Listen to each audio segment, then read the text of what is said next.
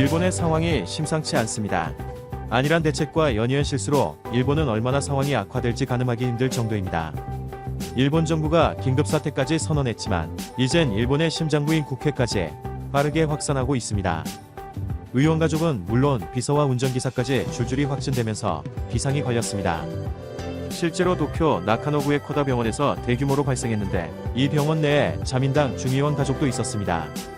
또 하토야마 지로 중의원을 보좌하는 비서도 확진 판정을 받고 자택에서 대기 중입니다.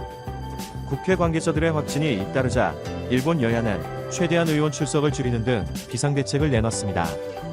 이에 모리야마 히로시는 국민에게 70%, 최대한 80% 재택근무를 요청한 상황이므로 국회도 그 취지에 따라 해나가려고 한다고 발언했습니다. 이는 시민들이야 어쩔 수 없다고 하지만 국가 최고기관에서 진두지휘해야 할 일꾼들이 확진도 되지 않은 상태에서 스스로 격리 생활을 한다니 참으로 어처구니가 없습니다. 국회뿐만 아닙니다. 일본 고베니시 경찰서 간부들이 술집에서 환영회와 회식을 열었습니다. 그러면서 서장과 부서장까지 확진되면서 고베니시 경찰서 직원 약 120여 명이 자택에 대기 상태로 들어갔습니다.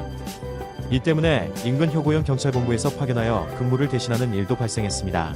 사회적 거리두기를 이끌어야 할 일선 행정기관에서 오히려 지키지 않아 더욱 비난이 일어나고 있습니다. 그런데 방역 일선에서 긴장을 끈을 놓지 말아야 될 의사들이 회식을 하거나 나이트클럽에 갔다가 확진되는 일이 연이어 발생하고 있습니다. 일본 요코하마 시립시민병원에서 근무하는 레지던트 약수 문명이 시내 음식점과 노래방에서 회식을 즐겼습니다. 이후 2명이 확진되는 사례가 발생한 것입니다. 또 일본 기후병원에서도 지역 나이트클럽을 방문했다가 비슷한 일이 발생해 병원은 2주간 응급의료와 외래 진료도 중단했습니다. 일본에서 이러한 일이 자꾸만 일어나는 것은 이 사태에 대한 안일한 생각이 만연한 결과입니다. 특히 아베 총리의 국정 운영 능력이 심각하게 부족한 탓도 커 보입니다.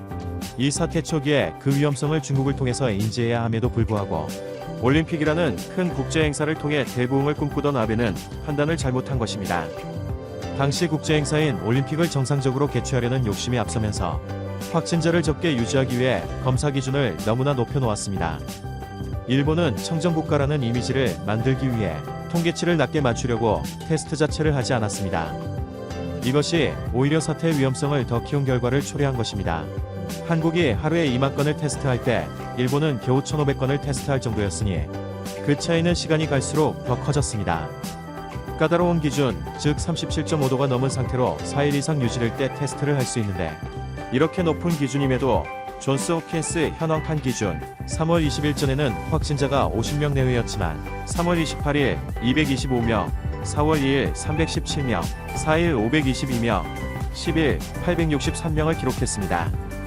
그런데 지난 10일 라인을 통해 조사한 자료에 따르면 37.5도 이상의 발열이 4일 넘게 유지된 사람이 약 2만 7천 명에 이른다고 NHK 방송이 보도한 바 있습니다. 이러한 정황으로 판단해보면 실제 일본은 이탈리아, 스페인, 프랑스 수준은 되지 않을까 예상해봅니다. 어쩌면 중국과 교역이 더 많은 것과 시간상 확산을 고려해본다면 더 심각한 상황일 수 있는 것입니다.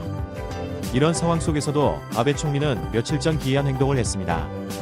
많은 분들이 이미 아시겠지만 아베 총리는 자택에서 차를 마시고 책을 읽고 반려견과 놀아주는 모습을 일본 가수 호시노 겐이 부른 집에서 춤을 추자는 영상과 함께 SNS에 게시했습니다. 이를 본 사람 중 유유자적하게 지낼 형편이 아닌 사람들이 일본에는 매우 많다. 화가 난다. 궁지에 몰린 국민의 기분을 거스르는 영상 투고는 그만둬라고 비판했습니다. 국가가 위기에 처한 상황에서 과연 할 만한 행동이었을까요? 책임 있는 한 사람이 어떻게 하느냐에 따라 국민의 삶이 얼마나 달라질 수 있음과 국가의 성장과 격이 얼마나 달라질 수 있음을 타산지석으로 배우게 됩니다. 한편 일본은 한 발 더 나아가 기이하고 황당한 제안을 미국에게 했습니다. 미국의 메이저리그를 일본에서 개막하자는 주장을 한 것입니다. 이에 미국 스포츠 전문 매체 ESPN의 팀 커크자는 너무 터무니없어서 언급할 가치도 없다며 말문이 막혀 있습니다. 그런데 이런 ESPN이 한국의 KBO 리그 중계권에 대하여 문의하면서 논의에 들어갔습니다. 전 세계를 강타한 이번 사태의 여파로 미국 프로스포츠는 전면 중단된 상태입니다. 메이저리그도 당초 예정됐던 3월 27일 개막을 무기한 연기한 상황이고 미국 내 상황이 여전히 심각하게 진행되면서 언제 시즌을 개막할 수 있을지도 불투명합니다. 평상시라면 미국 야구 팬들은 해외 리그로 시선을 돌릴 필요가 없습니다. 그러나 메이저리그가 전면 중단되면서 미국 팬들의 관심이 KBO 리그에도 닿은 것입니다. 한국이 이번 사태를 잘 대응하면서 전 세계 언론에서 극찬하고 있는 가운데 이젠 한국의 KBO 리그까지 부러움의 대상이 되고 있습니다. 왜냐하면 미국에서는 선수들이 단체 훈련조차 불가능하지만 KBO 리그에서는 자체 청백전이 열리고 심지어 중계까지 되고 있기 때문입니다. MLB 네트워크의 존 헤이먼 기자는 지난달 중순 SNS를 통해 한국에서는 현재 야구 경기가 열리고 있다고 전했습니다. 이에 미국 팬들은 미국에도 중계를 해주면 좋겠다는 뜨거운 반응을 보이기도 했습니다. 또한 미국 CBS 스포츠도 이달 초 KBO 리그를 집중 조명하며 한국의 10개 구단의 역사 및 KBO 리그의 운영 방안과 대표 선수들을 상세하게 소개했습니다. 한편 KBO는 한국 내 상황이 진정세를 보이는 가운데 이사회를 열고 21일 연습 경기를 시작하고 5월 초 개막하는 방안을 논의하고 있습니다. KBO 리그 개막 시기가 확정된다면 미국 내 중계권 협상도 빠르게 진행될 것으로 예상됩니다. 이것은 한국 프로야구라는 콘텐츠를 미국에 수출하는 또 하나의 성과라고 할 수 있습니다. 기대가 되는 대목입니다. 이를 통해 한국 선수들이 향후 미국에 진출하는 데 큰 도움이 될 것입니다. 오늘 준비한 소식은 여기까지입니다. 여러분의 구독과 좋아요 알림 설정은 8일 전격 사퇴 의사를 밝힌 후 해외 주요 외신들 포스트 아베 일본에 대해 당분간은 아베 정치 기조와 큰 변화를 나타내진 않을 것으로 예상했다. 주요 외신들은 아베 총리의 뒤를 잇게 될 차기 총리에 주목하면서도 큰 변화는 없을 것으로 예상하고 있다. 코로나19로 인해 경제와 사회 분야가 큰 타격을 입은 상황에서 차기 총리가 극적으로 변화된 정책을 내세울 가능성은 제한적이라는 것이다. 파이낸셜 타임스는 코로나19 속에서 경제 정책에 즉각적인 변화를 시도하기는 무리일 것이라며 새 총리는 오히려 추가적인 경기 부양에 나설 가능성이 있다고 설명했다. FT는 장기적으로는 기시다 정조 회장이나 이시바 전 간사장이 재정 적자를 줄이는 것을 더욱 우선시할 수 있을 것이라면서도 다만 스가 관방장관의 경우 그동안 아베 내각의 핵심을 맡아온 만큼 국내 정책에 더욱 주력할 수 있을 것으로 예상했다. 뉴욕타임스 역시 차기 총리에게 가장 시급한 우선순위는 코로나19로 인한 침체로 타격을 입은 경제를 회복시키는 것이 될 것이라며 일본은 이미 경제 규모에 비해 선진국 부채가 가장 많고 경제 활동 활성화를 위해 많은 돈을 지출한 상황이라고 지적했다. 일부 전문가들은 코로나19와 함께 디지털 기술의 채택이 주요 과제라고 지적한다. 일본의 경우 종이 서류 문화가 깊게 박혀있어 코로나19 팬데믹 속에서도 출근을 하는 경우가 많았는데 이로 인해 디지털 기술의 채택 또한 새로운 과제가 되고 있다는 것. 골드만삭스의 캐시 마스이 일본 전문가는 이를 지적하며 일본은 출산율 저하로 노동력이 부족한 상황인데 어떻게 IT 전환을 위해 투자하지 않고 생산성을 높이겠다는 것인가라며 차기 총리는 확실한 디지털 전략을 제안하고 기업들이 더 발전된 기술을 채택할 것을 촉구하기를 바란다고 지적했다. 코로나19를 제외하더라도 아베 총리가 해결하지 못한 과제들도 많다. 아베 총리의 후임 또한 이 같은 과제에 직면하게 될 것으로 예상되고 있다. 특히 일본은 우리나라와 껄끄러운 관계를 유지하고 있는 상황인 만큼 차기 총리가 한국과의 관계 해결에 나설 것이라는 의견도 나왔다. 호주 국립대에서 국제관계학을 가르치는 로렌 리처드스는 한일 갈등이 장기화될수록 이득을 보는 이들은 중국과 북한뿐이라고 밝혔다. 그는 한국과 일본 모두 자유민주주의 법치 질서를 유지하는 데 관심이 있고 중국은 여기에 저항하고 있다며 미국이 대선 및 코로나19로 동북아에 대한 자세가 약화된 상황인 만큼 한국은 일본이 독자적으로 중국에 맞설 수 있는 방법은 없다고 설명했다.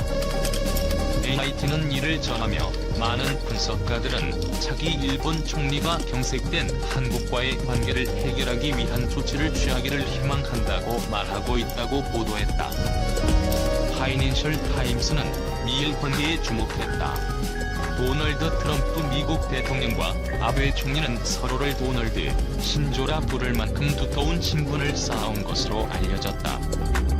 FT는 워싱턴의 일부 전문가들은 아베 총리가 물러나면서 트럼프 대통령을 매혹시킬 능력이 떨어졌다고 말하고 있지만, 트럼프 대통령이 재선에 성공한다면 차기 총리는 아베 총리가 트럼프 대통령과 맺어온 개인적인 연결고리를 다시 잇기 위해 고군분투할 것이라고 보도했다. FT에 따르면 미국의 고위 관계자는 트럼프 대통령과 아베 총리가 미국과 일본의 전반적인 관계를 역대 최강 수준으로 만들었다고 언급했다. 데니얼 러셀 전 오바마 행정부 아시아 담당 보좌관은 아베 총리의 후임이 누가 됐든 미일 관계는 견실한 기반이 있다고 말했다. 월스트리트 저널은 규제 완화를 과제로 지적했다. WSJ는 실업률 저하 및 주가 상승은 성과지만 해결하지 못한 목표 및 과제를 많이 남겼다고 지적했다. 특히 규제 완화가 제대로 이루어지지 않아 일본의 국제 경쟁력이 후퇴했다고도 언급했다. 요미우리 신문은 외신의 반응을 전하며 코로나19의 향방을 예측할 수 없는 가운데 아베 총리가 사임을 표명하면서 차기 정권에는 무거운 과제가 남겨졌다고 언급했다. 차기 총리는 누구? 한편 아베 총리의 후임으로 이시바 시게루 전 자민당 간사장, 스가 요시히데 관방장관, 기시다 후미오 자민당 정조회장, 고노타로 방위상 등이 유력 후보로 거론되는 가운데 아베 총리가 이시바 전 간사장에게 총리 자리를 넘겨주게 하기 위해 사임 타이밍을 잡은 것 아니냐는 해석도 나왔다. 남기정 교수는 이시바는 아베와 사사건건 대립해왔던 인물이다. 그런데 자민당 총재가 되면 그동안 입혀졌던 아베의 색을 수정해야 할 가능성이 있다. 아베는 총리를 그만두지만 영향력을 발휘하고 싶어서 현재의 시스템을 유지하고 싶을 텐데 이시바가 들어오면 바꾸려고 할 것이므로 이시바가 되길 바라지 않을 것이라고 설명했다. 그는 이런 상황에서 아베가 임기를 1년 정도 남겨두고 도중에 하차했다. 이럴 경우 새로운 총리는 자민당 전당대회에서 선출하는 것이 아니라 양원의회에서 뽑게 된다며, 양원 총회에서 투표권을 행사하는 사람들은 아베가 공천을 준 소위 아베의 사람들이 많다. 그런 의미에서 이시바에게는 이러한 형식의 투표로는 총리가 되기 굉장히 어렵다고 분석했다. 남 교수는 지금 총리의 잔여 임기가 1년이고 그 이후에는 전당대회를 하게 된다며, 이시바는 그 전당대회에서 승부를 보고 이번에는 무리하지 않는 전략을 취할 가능성도 있다고 전망했다. 실제 이시바 전 간사장의 경우 과거 자민당 총재 경선에서 아베 총리와 맞서기도 했으며 여론조사에서도 차기 선호도 1위에 꼽히는 등 당원 및 대중 지지 기반이 탄탄하다는 평가를 받고 있다. 하지만 의원 지지 기반이 약해 양원의회에서 차기 총리를